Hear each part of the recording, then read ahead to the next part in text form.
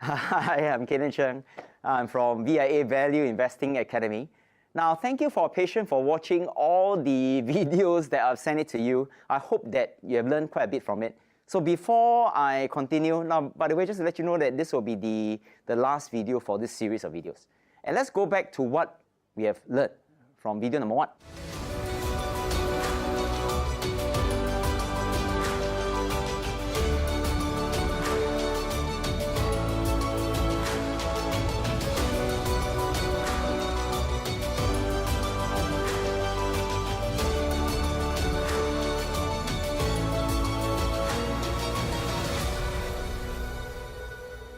So video number 1, I've talked about how to become a business owner, because the richest people in the world, they are all business owners rather than work for a business.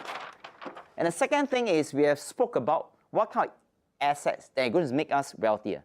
We are going to focus on assets that give us passive income rather than assets that don't produce income. And once we have assets that produce income, when passive income is more than expenses, then we become financial free. Not only that, we can use passive income to buy more and more assets so that we can become wealthier and wealthier. And I talk about there's one kind of assets which is very unique, so that if you invest in them, whatever income they're going to generate in the next 1 year is going to far supersede whatever your friends is going to generate in the next 8 years in total. And I introduced this thing called ETF, or Exchange Traded Funds. So I give you a brief history about what are index and what are index funds. For example, there are index funds such as STI ETF. There are index funds such as S&P 500 ETF, Nikkei 225, Hang Seng Index Fund, and so on. And the most recent video, I've shared with you why we need to invest in ETFs and how exactly you do it. But there will be some people who say, hey, Cayden, are there certain ways that we can generate more money than index funds, which is already 8%? Now, if you are able to generate 8% in 1 year, am I right to say that you're going to make much more than whatever your friends is going to generate in the next 8 years? Why? Because if you're able to get 8% per year and your friend is only able to get 1% per year, let's say put it in the bank. So this to this, in fact, you're making 8 times more, isn't it? So how do we make even more than 8 times? Now, before I do that, let me share with you the kind of passive income that some of you may already invest in. For example, most of the people I know, they put money in the bank. Now, so if you put money in the bank, what kind of passive income, what kind of return are we looking at? Maybe 0.8%, maybe 0.5%, depending on the bank. But let's say it's 1%. So it's on a per year basis. And some people may be more intelligent, they do some homework, and they may discover something called bonds. There are many types of bonds. And the Singapore saving bonds is able to give predominantly about 1.5 to 2%, and more than 2% in the long run. So 2% per year. Wow. So this is already 2 times more than this. And of course, this one everybody knows, CPF, you're Singaporean. Ordinary account, 2.5, and then special account, 4%. The smarter ones, what they'll do is they'll take some of the money from 2.5 and then deploy into 4%. So 2.5 to 4 is almost like double. But of course, bear in mind that when you shift the money to here, it's an irreversible process.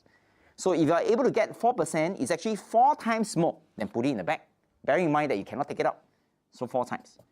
And of course, there's something called REITs, which stands for Real Estate Investment Trust. So REITs typically on a yearly basis is able to get 5% to maybe up to 9%, or some maybe even 10%. So if you are able to invest in this, am I right to say that you are getting 5 times more than at the bank, or 9 times more than at the bank? And you realize that as I go higher and higher, the returns get more and more. But in order for you to get more and more returns, the level of knowledge, of course, has to be increased. So if you're not willing to learn, like you're not willing to watch this video, then you have to put money in the bank. Then we already spoke about ETF. So give a guess, revision. What do you think ETF stands for? Exchange Traded Funds. This one typically depends on what kind of index fund. The S&P 500 on average maybe is around 9%, yep, which is quite a lot.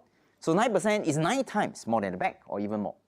And the last one that I want to talk about is something that not many people know, or they don't know, but they heard about it. And this thing is called a stock, or a business. Now, if you are able to do it right, it's highly possible that you're going to generate about 10% per year. Now, provided you gain the knowledge. So if you're able to get 10% per year, am I right to say that this is 10 times more than what you're going to get in a bank?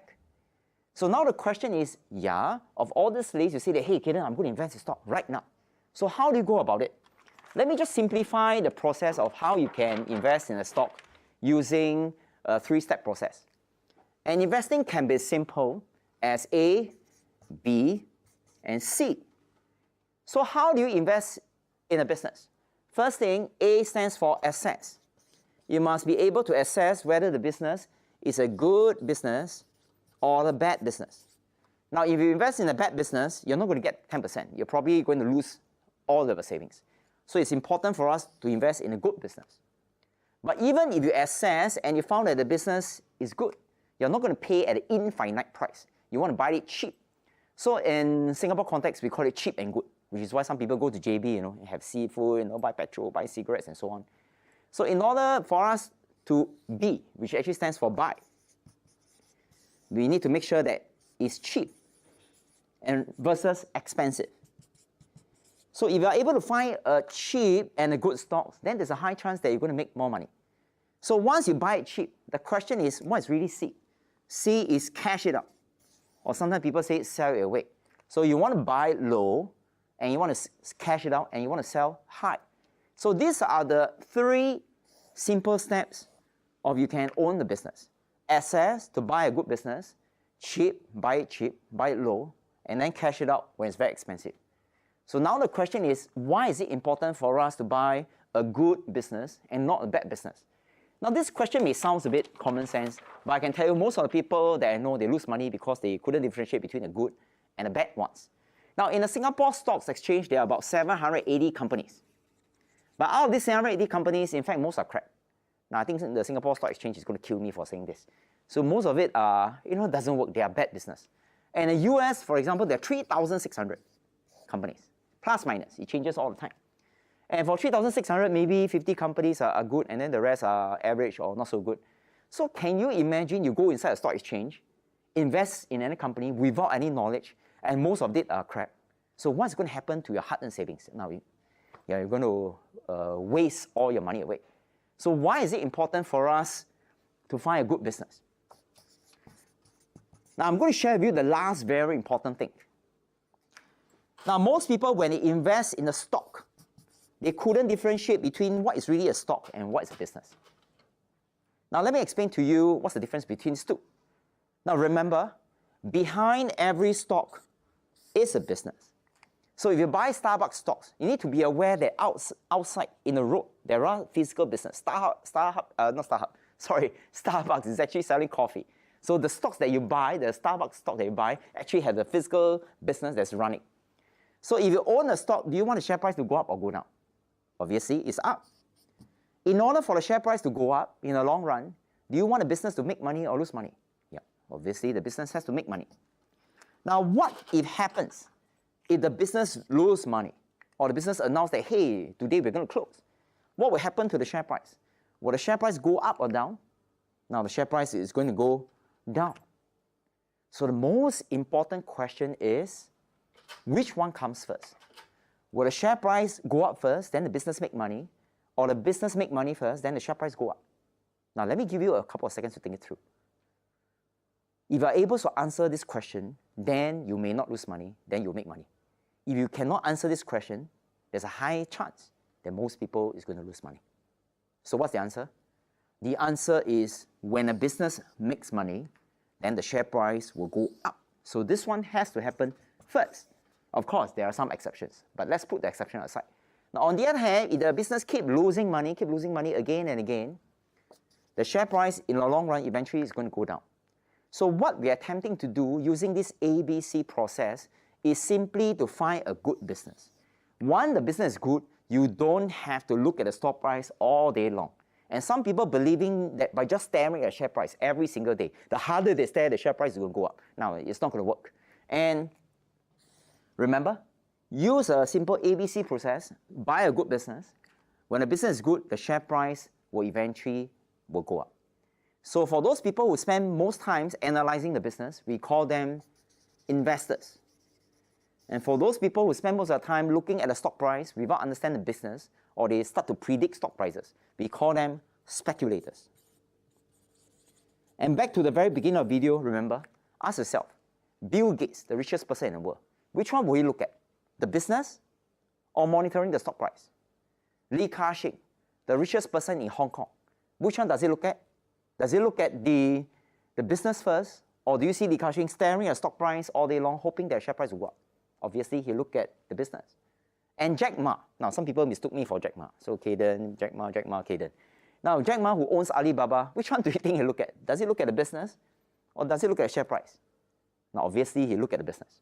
So in other words, if all of them, the richest people in the world, look at business, so why are we looking at the share price all day long and hope for that to go up? Now, in my subsequent workshop, I'm going to run very soon, in probably a couple of days or a week, I'm going to share with you in exact detail how you can assess to find a good business using a very simple tool called VIA funnel, which will only take you 2 minutes. And I'll also share with you how exactly you can find a cheap business using a tool called a VIA calculator, which will take you another 2 minutes. So 2 minutes, 2 minutes. And I'm going to share with you an exact step of how you can cash out your stocks or generate monthly income or even weekly income using a method called CFOS, which is proprietary to us. So by deploying all this method, not only you are able to generate long-term income, which is long-term, we are able to generate mid-term income every 3 months, collecting dividends, and you can also generate short-term income on a weekly basis. And I want you to imagine that every single year, you are able to make money 52 times. Wouldn't that be great? So before I end this video, I just want you to pay attention to the link right at the bottom of this video or inside my email. Just by clicking on this link, you'll be directed to the page so that in a couple of days later, you'll be able to see me live, face-to-face, and I'll share with you in exact detail how you can generate passive income much more than ETF using a simple method as simple as A, B, and C. So this is Cayden Chang from VIA Value Investing Academy, and I sincerely hope to see all of you face-to-face very, very soon. Okay, goodbye.